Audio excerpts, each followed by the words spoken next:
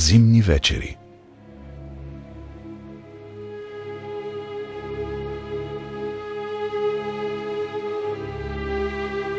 Като черна гробница и тая вечер пусти мрачен е градът. Тъпо стъпките отекват надалече и в тамата се топят. Глъхнат оградите зловещо гледа всяка с жълти стъклени очи. Оскрежената топола призрак сякаш в сивата мъгла стърчи.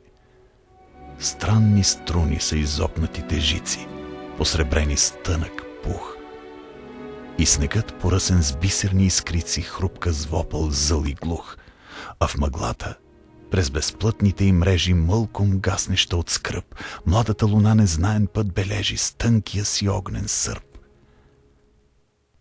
Вървя край смълчаните хижи, в море непрогледна тъма, и вечната бедност и грижа ме гледат през мътни стъкла. В стъклата с десница незрима под ледния дъх на нощта чертала е бялата зима неземни сребристи цветя. Но ето каштурка позната, в прозореца детска глава, и грубо гърмят в тишината пияни хрипливи слова. Завърнал се вкъщи безхлебен, пиян пак бащата ругай, и своя живот непотребен, и своята мъка без край. Завесата мръсна, продрана, едър мъглив силует размахва ръцете в закана, от помисли странни обзет. Децата пищят и се молят, а вънка привела глава сред своята скръп и неволя. Жена приридава едва. Сякаш плачат и дочули са, сякаш се ехо в снега, звъннаха в сънната улица песни на скрита тъга. Трепка цигулка разплакана, сепна тя зимния сън, мигом след нея нечакано хукнаха звън подир звън. Пак ли са старите цигани? Пак ли по-тъмно коват? Чукове сръчно издигнати, сръчно въртят се, гърмят. Трепна в бараката сгушена пламък, разкъсан и блед, а от стрехата опушена спускат се змийки от лед. Пламва стомана елмазена, вие се съска, пълзи, с тежките чукове смазани пръска тя златни сълзи. Синкави, жълти и ялени снопчета пламък трептят, в огнен от блясък запалени черни ковачи коват. А навън мъглата гъста тегне, влачи своя плащ злокобно сив и в сое се мъчи да пробегне остър писък на локомотив. Мяркат се незнайни силуети, идват странни, гинат пак.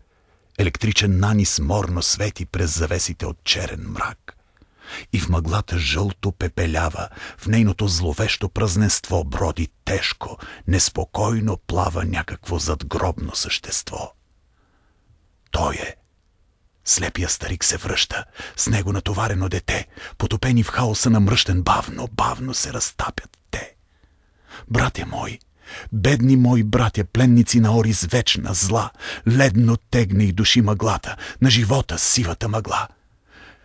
Тежък звън, като в сън надалеч прозвъни, полунощ ли е пак, в уморения мрак, като копия златни плъмтят светлини и се губят по белия сняг.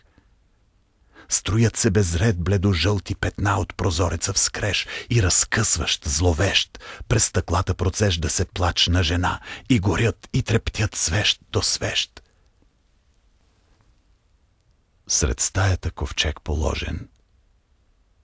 В ковчега моминско лице и жълти старчески ръце от дъщеното черно ложе. Проточено ридай старуха, нарежда горестни слова, вмиг потреперва и едва сподавя кашлицата суха. Неясно по стените голи пробягват сенките за в час, пред мъничък иконостас детенце дрипаво се моли. В прозореца свещите бледни целуват ледени цветя и в своята кратка красота цветята се топят безследно. И пак край смълчаните хижи вървя в бледосиня мъгла и вечната бедност и грижа ме гледат през мътни стъкла. Като че злорадствени песни напяват незнайни беди и трепнат, угаснат и блеснат над затвора двете звезди. А спрели за миг до фенеря, чувалчета снели от гръб, стоят две деца и треперят, и дреме в очите им скръб. И сякаш потрошена слюда снежинки край тях се въртят, и в някаква смътна почуда децата с очи ги ловят. А бликат снежинки сребристи, прелитат, блестят кът кристал, проронват се бели и чисти и влоквите стават на кал.